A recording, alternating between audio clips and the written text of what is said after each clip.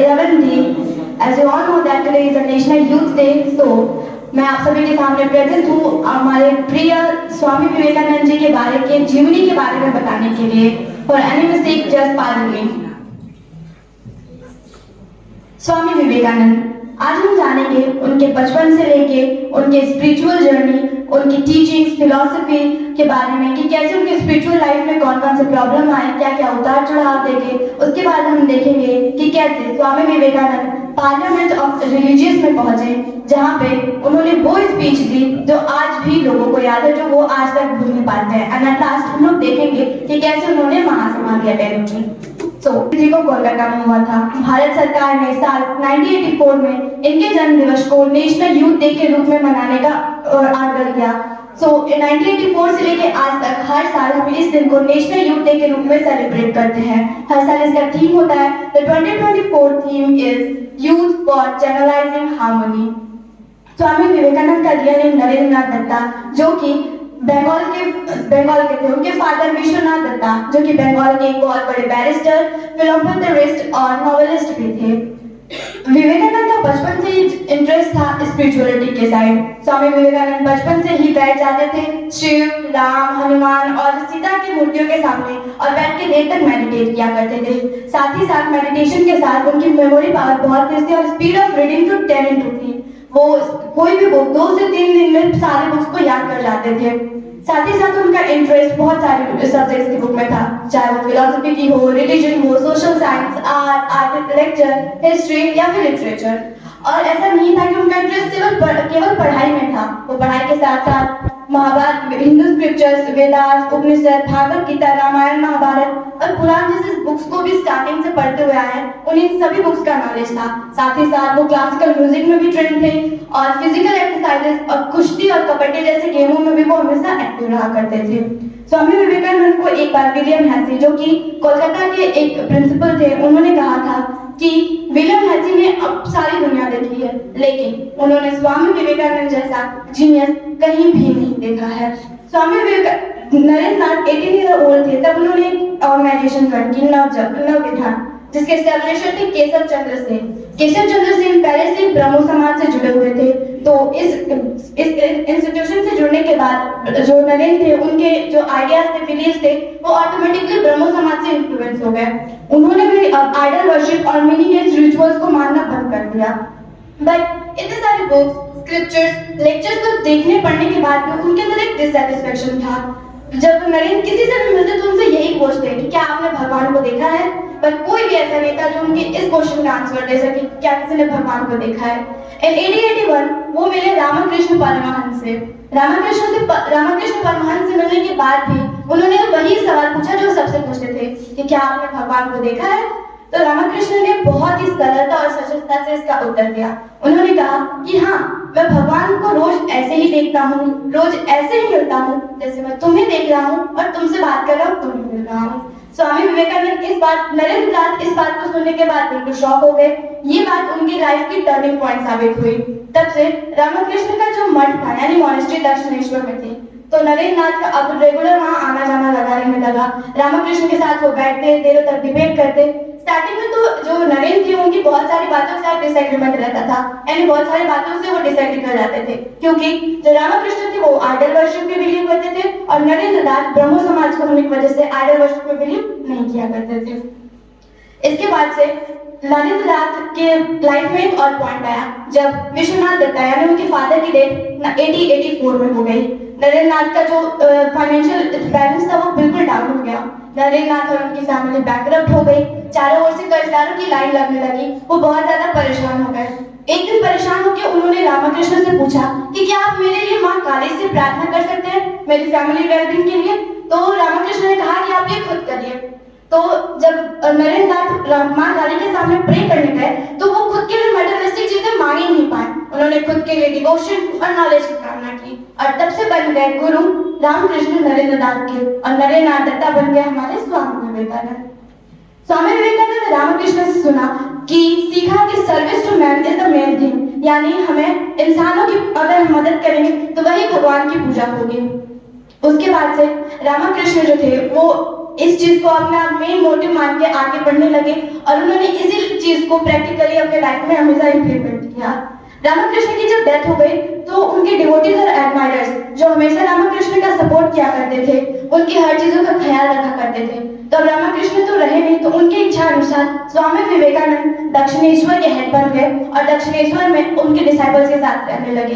पर जो उनके डिवोटीज और एडमायरर्स थे उन्होंने डिसाइपल्स की मदद करने से इनकार कर दिया, वो अपने किसी भी तरीके से मदद नहीं करते थे।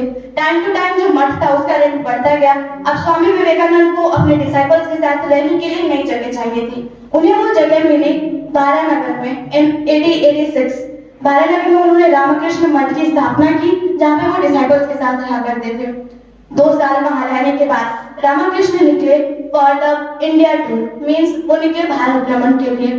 भारत भ्रमण करते टाइम इन 1888 उन्होंने पूरे भारत को एक्सटेंसिवली कवर किया, पूरी तरीके से भारत में गए, वहां पे लोगों को जा के लेक्चर्स दिए, स्पीचेस दिए और भारत में लोगों को जागरूक किया। जहां जहां जरूरत पड़ी वहां पे उन्होंने रामकृष्ण के स्पिरिचुअल एक्सपीरियंसेस को बताया। जरूरत पड़ने पर उन्होंने उपनिषद और गीता के ज्ञान भी लोगों को दिए और साथ ही साथ जहां जरूरत पड़ी वहां जीसस और बुद्धा जैसे लोगों के एग्जाम्पल्स दिए। परमार्थ यानी सर्विस और बिहेवियर यानी व्यवहार, ये अगर दोनों मिल जाए तो हमारी लाइफ सक्सेस हो जाएगी। यही कहना था रामकृष्ण, यही कहना था विश्वामी जी का। अगर हमारे व्यवहार में ही सर्विस यानी अगर हमारे बिहेवियर में सर्विस का एटीट्यूड आ जाए तो इससे बढ़िया कोई चीज हो ही नहीं सकती। रामकृष्ण इसी चीज को और आगे लेके गए। उन्होंने चाहा इसी तरह हमारी लाइफ में स्पिरिचुअलिटी और डे टू डे लाइफ, हम समझते हैं कि स्पिरिचुअलिटी और day to day life different है। नो, ऐसा बिल्कुल नहीं है। हमें स्पिरिचुअल बनने के लिए पहाड़ों पर जाके रहने या गुफाओं में जाके तपस्या करने की जरूरत नहीं है। अगर हम अपने डे टू डे लाइफ में अपने कामों को अच्छे से करेंगे तो दैट मेक्स आवर स्पिरिचुअल। यही बात था स्वामी विवेकानंद का, यही उनका कहना था, यही मिशन था उनका भारत भ्रमण में। जब उन्होंने भारत भ्रमण किया तो वो लोगों को यही बात समझाना चाहते थे that our spiritual life and day to day life is not different. उसके बाद से वो चाहते थे कि जो 2 ग्रेट जंक्शन है, हिंदू और इस्लाम एक साथ रहे, क्योंकि स्वामी विवेकानंद का मानना था कि भगवान जो है उनको पाने का अलग अलग रूप है रिलीजन, हम अलग अलग तरीके से भगवान को पा सकते हैं, दैट इज रिलीजियस। उसके बाद से spiritual knowledge and faith is moral sense. हमें स्पिरिचुअल नॉलेज अगर किसी ऐसे इंसान को दे जो कई दिनों से भूखा है वो उसके लिए बेकार है, क्योंकि स्पिरिचुअल नॉलेज उस इंसान को देना बेकार है जो कई दिनों से भूखा है। इसी चीज पे उन्होंने मासेस को डिवाइड किया था 2 तरीके के spiritual knowledge, spiritual knowledge and second one is secular knowledge, that means economic uplift, यानी जो लोगों को आर्थिक रूप से उभारे। क्योंकि अगर हमारा आर्थिक रूप सही रहेगा तो स्पिरिचुअल नॉलेज के हम इंपॉर्टेंस को समझ सकेंगे। That's the main thing Swami Vivekananda हमें समझाना चाहते हैं। उसके बाद से स्वामी विवेकानंद अब बाहर निकले, 2 साल 5 साल घूमने के बाद वो बाहर निकले। इन 31 मई 1893 वो सबसे पहले पहुंचे जापान, उसके बाद से चाइना, चाइना के बाद से वो गए Canada and after Canada he want to be the America. America में वो पहुंचे 1963 30 जुलाई 1893 को एट शिकागो। शिकागो में थी पार्लियामेंट ऑफ रिलीजियस, वहां पे वो पार्लियामेंट ऑफ रिलीजियस को अटेंड करने गए थे। पार्लियामेंट ऑफ रिलीजियस का इनिशिएटिव था कि हम विश्व की जितनी भी रिलीजन है उनको एक स्टेज पे लाए, उनकी जो अच्छी बातें, जो अच्छी चीजें वो एक स्टेज से सारे दुनिया को बताएं। तो पार्लियामेंट ऑफ रिलीजियस अभी तक 7 बार हुई है, जिसमें 1893 of parliament is the one of the first parliament जिसको स्वामी विवेकानंद जी ने अटेंड किया था। स्वामी विवेकानंद जी वहां पे गए, उन्होंने अपने बातों को रखा, रिलीजियस के बारे में बहुत सारी बातें बताई, लेक्चर्स बताए। स्वामी विवेकानंद ने स्टार्ट किया था sisters and brothers of America, और उनके इस गोल्डन वर्ड्स को सुनते पार्लियामेंट ऑफ रिलीजियस में बैठे 7,000 लोगों ने 2 मिनट तक स्टैंडिंग ओवेशन उनको दी थी, सिर्फ इस वर्ड से।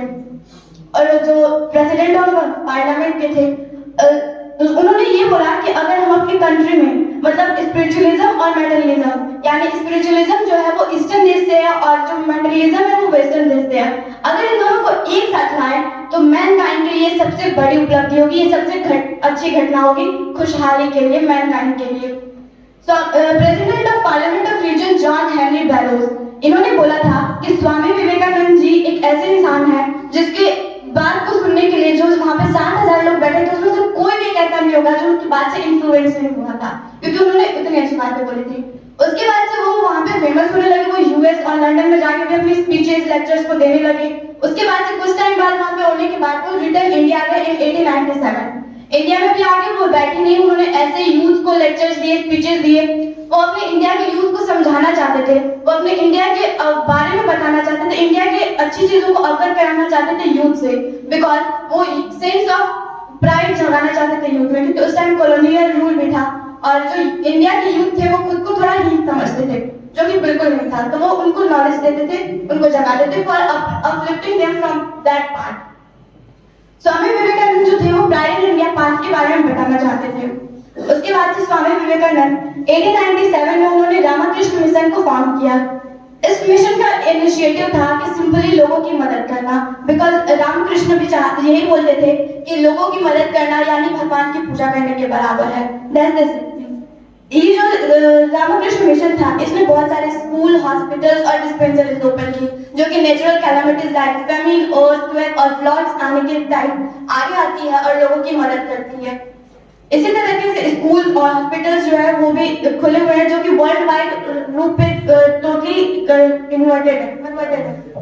उन्होंने फिर 1898 में जो बारानगर में रामकृष्ण मठ था उसको शिफ्ट किया बेलूर में।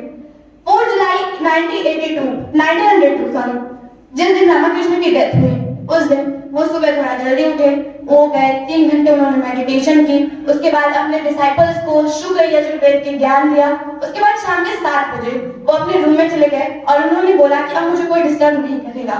उन्होंने मेडिटेशन किया एंड एट नाइट 9:20 पे उनकी डेथ हो गई। उनकी डेथ का कारण बताया जाता है the rupture in the brain cells. उनके डिसाइपल्स ने बोला कि अब उन्होंने महासमाधि अटेंड कर ली and that's the way how the Ramakrishna attend the mahasamadhi. That's all about Swami Vivekananda life's journey. Thank you for listening to me.